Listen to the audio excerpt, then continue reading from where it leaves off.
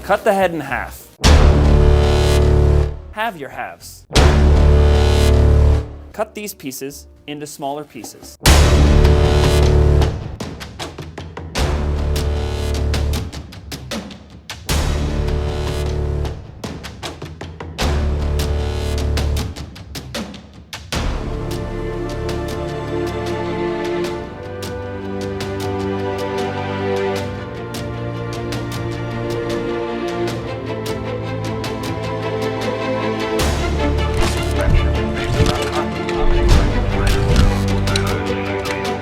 Hello ladies and gentlemen, and welcome to the Right Minion. Haha, the home of an epic gamer with too much free time. I'm running on like 4 hours sleep and my life is misery. How are you today? That was a rhetorical question. You can't answer it because this is pre-recorded, though obviously you can comment it, so I wasn't thinking that far ahead. Some of you may be asking, but TRO, James, my mate, why is your life misery? Well, a multitude of reasons, but I tell you recently all this drama has had my brain fried. So much going on in the world that I need to catch up on, which honestly, with all my other commitments, does not electrify me with enthusiasm. It drove me insane to the point where I decided to relax by playing a video game, but in the end I just stayed up until 8 AM, letting my sanity further deteriorate. Though I did complete the game. So you know what? I thought, who needs trending topics anyway? How about we do something a bit more out of left field? A bit more fun. Hey, I like fun. That's the sort of thing that gets me up in the morning on top of my parents' crippling expectations. Haha. Now, many of you may be wondering why I'm in such a hilarious mood today. Well, it's because we're going to the ever hilarious genre of pranksters. Pranksters are a legendary genre on YouTube. If you are not at least familiar with one prankster out of the countless controversies that they have brought us, then you're either not looking hard enough or you might even have a life. But either way, they reigned supreme for a few years throughout the mid-2010s, and there are many still going to this day. The thing is that although the golden era may be long behind us, those pranksters still made a lot of money. And we're not talking about loose change here. Some of the most viewed videos have over 100 million views. It was repulsive in a way, but that's what people wanted. Now, being a YouTuber isn't just about creating videos. For some of us it is, because we get turned off by all the additional business work. I know it's always a gruel for me, but when you're a prankster, there is a very fine craft. You see, although these videos may get you millions on top of millions, and in some instances even billions of views while you're making it big in the game, there is basically no longevity. Eventually, once you've milked every single idea dry, people will begin to see that there's nothing really to stick around for. And on principle, this isn't inherently true. Just because someone makes prank videos doesn't mean that they suddenly have an inability to make videos in other genres. I mean, someone who did manage to sensationally transfer their skill set was Roman Atwood, a person who really did incredibly well considering how moronic much of his content was. However, that's the thing. Prank videos didn't blow off the real connection between the audience and the prankster. The closest you might have got was FusiTube maybe, but that's only because he loaded his content with ham-fisted social messages that won over audiences with fairly low bars of expectation. Most other pranksters either became extremely infamous very quickly and then quickly lost it, or were mostly invisible behind their inane pranks. This is likely because some of them don't really have much going for them otherwise. Make no mistake, I almost do have a grudging respect for how much they put themselves through to turn out content for the sake of views. You need to have an incredible amount of drive to do that. But that's all it is a lot of the time. Drive, and the ability to pick out the most provocative topics that will interest people. One of the people who certainly embodies this idea is Joey Salads. Joey Salads, or Joey Saladino, is one of the more politically charged pranksters. His pranks, or quote, social experiments, have caused him controversy over time. He's been on and off the grid for a while. You probably know him for his multiple run-ins with H3. However, he is more than just a prankster, he is now a politician in waiting. Now, some of my friends interacted with Joey at last year's VidCon, which I was at, but I never got the chance to have a conversation. But either way, they received the big Joey Salads follow, and since then, they have been keeping up with what he's doing. And obviously, this little stunt being one of the newest, most interesting developments to be going on in his life. Also, for the record, I will again be at VidCon this year. July the 10th to the 13th, definitely recommend coming. You see, as a prankster, as long as you didn't do anything too criminal, you should be able to rebrand. But the problem is, although you may have made a fat stack of dollar, you're somewhat limited in your scope, particularly when it was established that most pranks were completely fabricated. With social experiments, that was an important revelation, because a lot of the points that could be drawn from those videos had genuine social repercussions. Therefore, it made sense for a lot of pranksters to take three routes: either move into a different genre, one not heavily reputation-based like Roman Atwood did with his family vlogging, smile more, oh yeah, be happy, be nice, do pranks in the hood. Actually, scratch that part. I'll save that for another time. The other option is to milk the pranks dry and run them into the ground. A perfect example of this would be someone like Prank Invasion, who has recently taken to pranks that are basically incestuous and questionable in whether they're even pranks. It basically boils down YouTube pranks to what they are, their core essence, clickbait, and all other considerations for what even qualifies as a prank can go out the window. Some people just like weird stuff, and branding it under a prank makes them feel better about it. The third option is just to carry on hustling, but out of the public eye. Maybe you'd go into some business. Maybe you'll invest your money into Bitcoin and turn 2 million into 35, buy a nice mansion in LA and settle down with a lovely lady or gentleman, depending on who you are and what you like, of course. Or the fourth option, of course, be FouseyTube. Yes, he helps me a lot. Don't come in here trying to talk to me like a help my fucking walking friends. mean. No, I let no, people talk shit about me on the internet, not in real life, dog. Oh my god. Look at me in the eye when I talk to you. However, one option that we don't see touched on is public service. In the internet age, it's difficult to go from the public internet platform into politics because of all the history you leave on it, as shown by people like Sargon. When you're online, you have a mindset that many of the things you say and do are much less consequential than they might be in real life. And they are to an extent, but at the same time, you can still break it down to its individual conduct. And when you go into politics, one of the hard truths is that the media will completely be at your throats, regardless of how virtuous you truly are. The media love drama, and anything they can twist their way, they will. So it seems bonkers that a prankster would run for Congress, but that is what Joey Salads has chosen to do, with his announcement coming in late April. So what exactly is Joey doing? Does he have a chance? How might his past affect his campaign? And should it affect his campaign? And will he receive an endorsement from the mighty right opinion? These are all questions that I plan to answer over the process of the next half an hour to an ample degree. I hope you'll accompany me for this journey.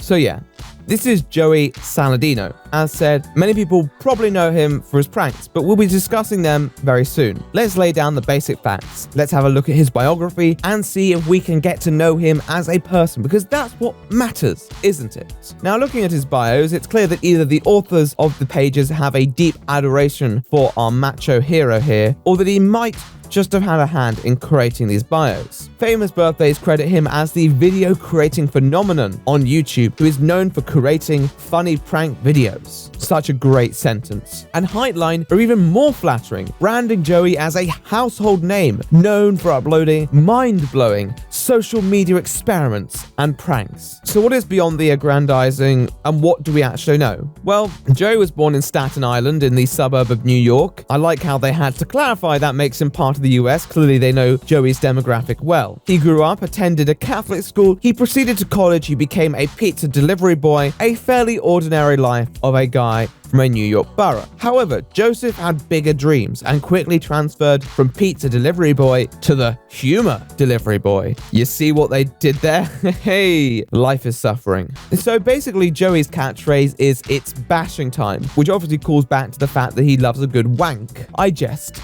It's actually relating to the fact that when he started, he used to bash various items as pranks, such as his sister's laptop, sister's door, his sister's computer. Honestly, his sister had it pretty rough. Please don't read into that comment, you sick person.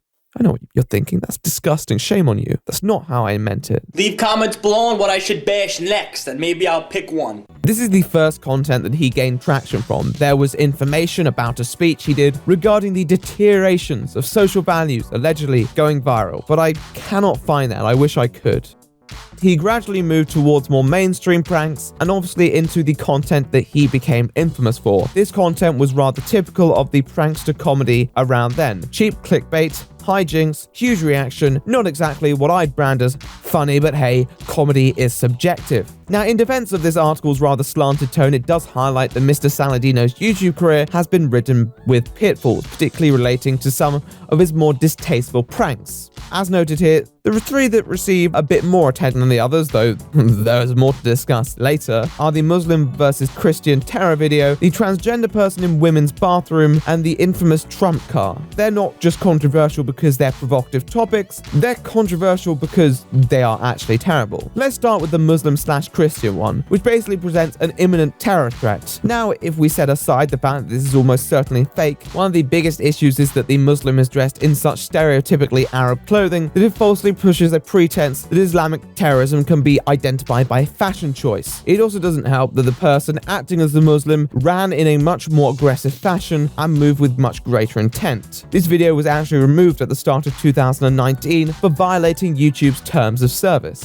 Then you have the transgender person in women's bathroom, which is just incredibly uncomfortable to watch. He spends the first minute and a half trying to validate this rather awful idea by appealing to the authority of his quote transgender friend, whose identity I shall not question because I do not know and it would be distasteful of me to do so if they are indeed transgender. Looks good. Is it transgender approved? It's 100% transgender approved. Alright. I also found out through the transgender community that some of them actually keep their voice the same way. So, going through the requirement checklist, penis, you're allowed to have voice, you're allowed to have, technically speaking, I would be considered somebody just starting their transgender transformation. Let's go into some girls' bathrooms and see what they think. The point is that speaking to one transgender person does not count as validation for a prank. And listen, mate, if you want to do this and let people judge you, then I'm not going to stop you. But don't try and commodify the support of a transgender person as a deflection from criticism. As said, it was obviously a stupid idea for multiple reasons and left people once again pretty annoyed, even receiving a reaction video from H3. Now let me make it clear, these videos were bad, but they were just a drop in the ocean. In many regards, plenty of pranksters forced quote social experiments to try and prove something, and needless to say, the numerous quote hilarious pranks in the hood have not aged well. I do not think Joey would have stood out if he weren't such a character in a way. The fact that he was at the forefront of a lot of his videos and he often seemed completely oblivious on how to justify such content. A lot of creators were smart enough not to bother trying to explain why it existed because it shouldn't. But Joey is a stubborn man. He loved to explain why this important social experiment meant something, and by loading it with meaning, he immediately opened it up to greater social discourse and involving himself in it, explaining what the study could mean. This is particularly important with his Trump card video. What's up guys, Joey Salads here, and you may have seen on the internet and through the polls that a lot of black people don't like Trump, and they don't even like his supporters in some cases. So what I did was, I got a car, put some Trump apparel on it, and we're gonna park it in a black neighborhood and see what happens. In this video, Joey parks a car in an allegedly African-American community, as many polls had shown that African-American support for Trump had been rather derisory. In the video, an African-American gentleman turns up and calls his friends, who then proceed to vandalize and ransack the vehicle. Here's what Joey Salads concludes. As you can see from this video, the black community is very violent towards Trump and his supporters. Now, when I was filming this video, there were people out the window yelling F Trump.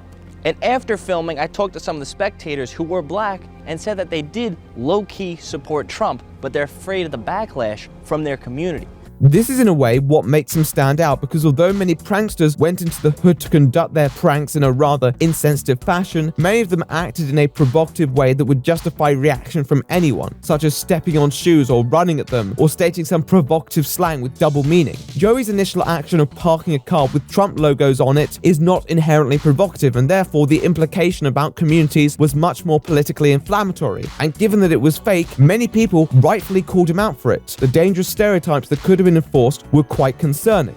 He has been confronted by creators such as H3 and has apologized since. but the video is still up and, must I mention, still monetized. So YouTube better treat this video right. Joey's content since then has touched on many politically charged topics again and tried to provide takeaways. In a way, this should explain what has driven Joey into politics. He's clearly very passionate about the modern political landscape and wants to use his content to drive a message. But at the same time, given how controversial a lot of his old actions were, it seems bizarre that he would involve himself in the political sphere. People have been torn apart for a lot less, and he's still making this brand of videos. But what I'm going to be doing today is going undercover at one of these campuses, the University of Maryland. And I'm going to be going undercover to see what they think about the LGBT treatment in Palestine. Yo, Joe, one question. If you're a household name, how come you can go undercover with a hat? Let's talk about his political campaign.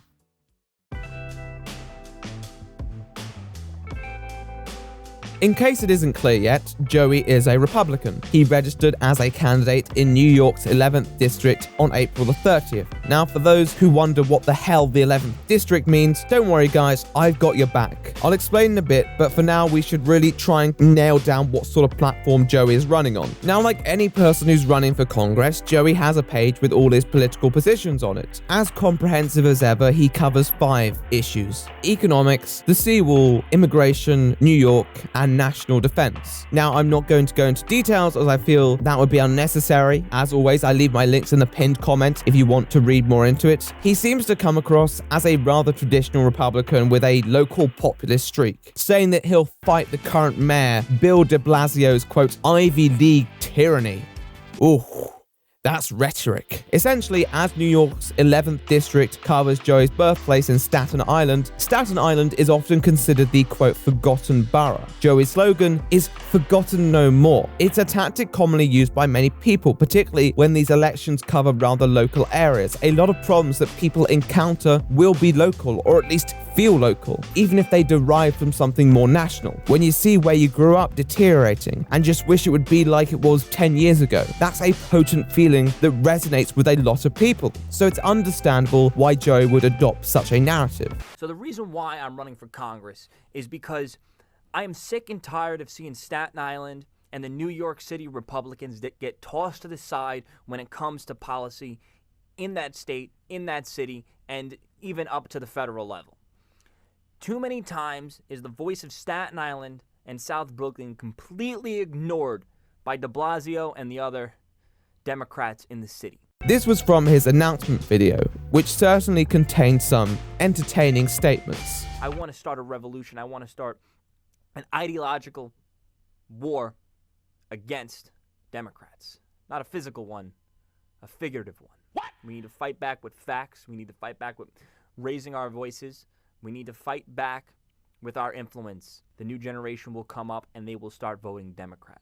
We need to reach the younger generation now. So this way, when they're of voting age or even coming into the voting bracket right now, we get them voting Republican for their entire life. I had to hire the best of the best employees because I had to pay them the minimum wage, which was draining my business account dry for that particular business. Overall, though, he speaks about how his journey has led him to this point of view, that his business drive really makes him qualified, and that he has a vision. But I'm here to tell you, you set your own worth. As long as you have the tools to set your own worth, as long as the government stays out of your business, you can set your own worth.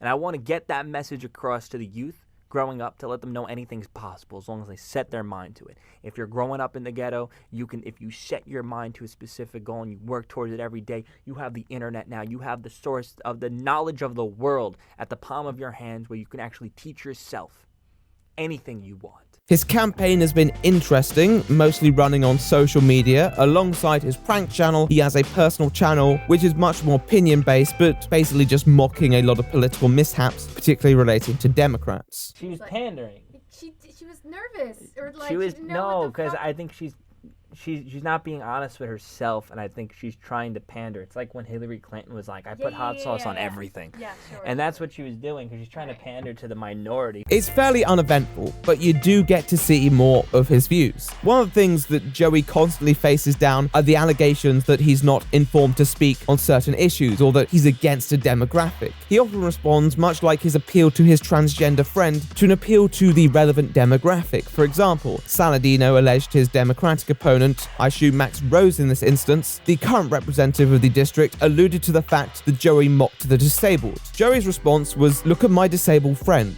Joey, that's not how it works, and you know that. In a more recent conflict on his Twitter timeline, one of Joey's tweets about his opinion on the pro-choice, pro-life debate gained some traction, but also quickly received backlash because of how it opened with the statement that he had had sex thousands of times. How much money for Bang Bang? No? Okay. Didn't speak English.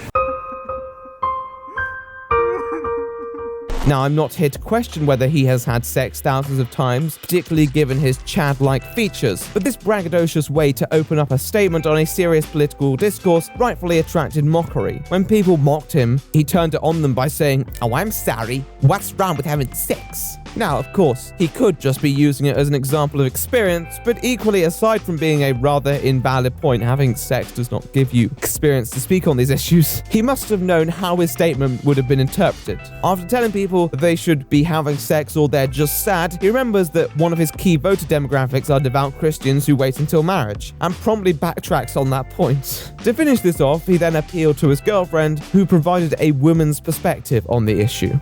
Oh dear.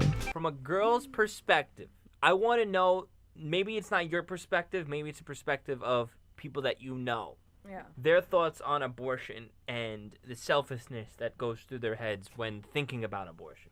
It's just kind of like a safety net you have in the back of your mind, saying like, if I do, let's say, have sex one night at a club, I do have a safety net of getting the abortion if something were to happen. So it's kind of like a unconscious, but like in the back of your mind, like safety net. Now, looking at this, it might seem kind of bizarre that we're even having a discussion about this political hopeful. Well, Joey's got no chance. I see American politics on the news every day, and you've got to establish yourself as a reputable figure, surely. And New York is one of the Democratic strongholds. Yes, but no. As noted here, Joey has a questionable past, most well remembered through H2H3, particularly when he did a run of pranks depicting the African-American community in a very negative light, eventually escalating to the Trump car and subsequent interview with Ethan Klein regarding that, where he was pretty much held down for the entirety of the interview. And don't let this video judge the entire race, the entire culture off the acts of a very few individuals. You kind of specifically say the opposite of that. As you can see, black people got really emotional. You can see from this video the black community is very violent towards Trump and his supporters. You don't say Black Lives Matter activists, you say black people in general are very hostile towards Trump supporters. See, like, that's more of just a mistake on my end. That's not something that I purposely went out. Like, when I meant it, the videos even says Black Lives Matter versus All Lives Matter supporters. I meant it to be specific to the people who support Black Lives Matter. Now, as many articles on him have been quick to point out, he has made these pranks with very political intent, and therefore it's not completely irrelevant that they're brought forward when his eligibility to be an actual serving representative of people is considered. Now, in his announcement video, he decides to allude to this, referring to it as his controversial past, and here's what he had to say. But on screen, I was a jackass. I ain't gonna lie. I did a lot of jackass things, and at the time, I never thought that I would run for Congress. So do I regret anything I ever did in the past? No, I don't regret a damn thing. You wanna know why? Because without those experiences, without me making mistakes, without me doing these particular things, I would have never grown as a person. You gotta take every negative thing in your life and take it as a lesson learned. Now, on first glance, this sort of comment isn't particularly bad. Alright, he knows what he did was wrong. He doesn't regret it, which I probably would, but he makes up some rhetorical reason for how he's grown, and I guess it's part of a politician to be stubborn. So, okay, maybe we'll let him off. But then there's this one comment that really stuck to me.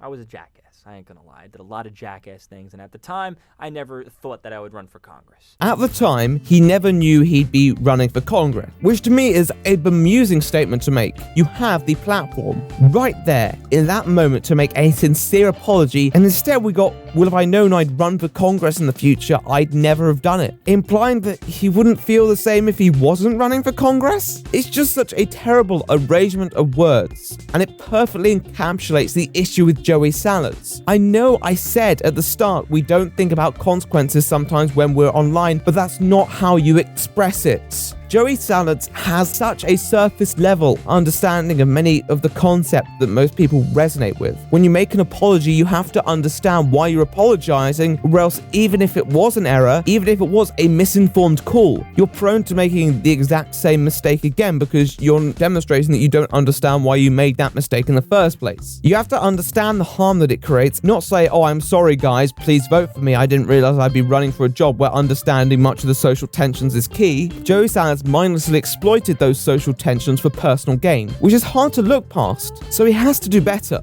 I don't think a hokey apology should be means for cancellation completely. People word things poorly, and you can't expect someone like Joey, who's admitted he's gone off the script, to be completely clear in this instance, though I would encourage him to have a somewhat decent idea of what he's doing. Generally, most people justifiably take a stance against cancel culture because we want to believe in people's ability to improve as human beings, and we want to see them succeed under that new philosophy. However, on the other hand, what Joey did was incredibly irresponsible, and as someone running for public office who's going to be dealing with those specific issues, it just seems mad that he has an expectation that people are gonna be able to let it slide, because it was really quite terrible. He refers to his entrepreneurial spirit with a tone of pride, yet it was his entrepreneurial spirit that drove him to making racist social experiments. It wasn't like someone spontaneously saying a slur or a joke that went too far. It was a business move. Those pranks didn't materialize for any other reason. It was calculated. The environment for pranksters back then was incredibly toxic, and it is not impossible that the macro mindset took him over and he lost sight of what was moral. But unfortunately, that shows a weakness for financial gain. Now, there are many politicians who've done worse things and survived scandal. I mean, they're notorious sex pests, but then again, Joey did stick his manhood in a plate of food on Snapchat asking fans to touch it. So actually, on second thoughts, he might be perfect for the job. It really is bashing time. Once again, he's apologized for this, but it seems ill-advised that he'd enter into politics without taking a break and giving him a chance to let his character progress. So there's pictures of him putting his dick in a hot dog bun, putting his dick in spaghetti. Yeah. He's just a lot of like homoerotic stuff, to be quite frank. Yeah. I think that's the final point for me. If Joey had taken some time off YouTube, come back, a changed man, had a new philosophy, then I think I'd be more inclined to defend him. But he has continued with his brand of clickbait, melodramatic videos that push slanted ideology on the basis of a few interviews or experiments that just seem uninspired, and tell me that he really hasn't learned anything other than don't get caught, which really isn't what you should be taking away. Do I think he should have his career ended now for what happened? No, he can continue doing whatever he wants to do, but I personally don't think he's completely proved himself ready to take on public office, regardless of the party that he identifies with. I think that will require some additional time and self-reflection. He speaks about how his come-up is so fantastic, and yet being completely aware of its immorality. In his campaign video, Joey Salads brands himself as the embodiment of the American dream. I am a living embodiment of what you can achieve with the American dream, and I want to share that with everybody else. That is why I'm running. And for me, maybe that outlines the ultimate problem with the American dream and Joey's campaign. We become so fixated on wealth and success and not about how it's achieved. Joey may have achieved his wealth, and I can't take that away from him. But as a public figure running for Congress, you can't pick and choose what parts of your career you want to discard when they've been so tightly intertwined with constructing that wealth in the first place. Joey can say that he's making moves behind the scenes, and that's what makes him eligible, but he's still running running on the platform that he established in front of the scenes, a platform which everyone knows is a platform which he openly portrays himself and his behavior on camera, and he has done that in the past and in ways that have been very destructive. You can't deny that, and you can't really avoid that. And unfortunately, that's why I can't provide my endorsement to Joey Salas this election cycle. Although I don't think his past should cast an eternal shadow over his prospects, it seems to me that he's still in the shade, and he has a way to go before he should consider running for office. I doubt he will be elected, but in the scenario that he is, I hope he undertakes the proper responsibility of an elected official and is a voice for those he feels has lost it. But you know what? Maybe this is all just Joey's most elaborate prank yet, and we've all been trolled. Who knows? I would never put it past someone who's so successful already. Okay, so there's the video. I hope you guys enjoyed. I hope you took something away from it. I'd love to hear your thoughts on the topic in the comment section below. I'd love to give a big shout out to the editors. They've once again done a fantastic job. I really can't express how thankful I am for them. I'm going to leave their links in the pinned comment. Definitely go and check them out. If you have the time, send them some love. They really do deserve it. They're great people. Also, want to give a big thanks to my Patreons. $10 Patreons up on the screen right now. Thank you so much, guys. And also individual mentions to Some Hullabaloo on $50. Also, cheeky thank you to my other $50 Patreon, Jewel Angel 1. They donated towards the end of last month, and therefore I forgot them in the initial draft. But they're here now, so thank you very, very much. And Evening Steel and Brandon on $100. You guys are mad. Fantastic. I'm genuinely astounded by your commitment. It means so much to me. If you want to reach me, you can get me on Twitter at The Right Opinion, on Facebook, on Discord too. All those links will be in the pinned comment. I do not really have too much else to add, apart from the fact that I hope you enjoyed this video and I hope your week is going okay. Mine's a bit mental, but we'll get through. Until then, I'm The Right Opinion, and I'll see you in the next one.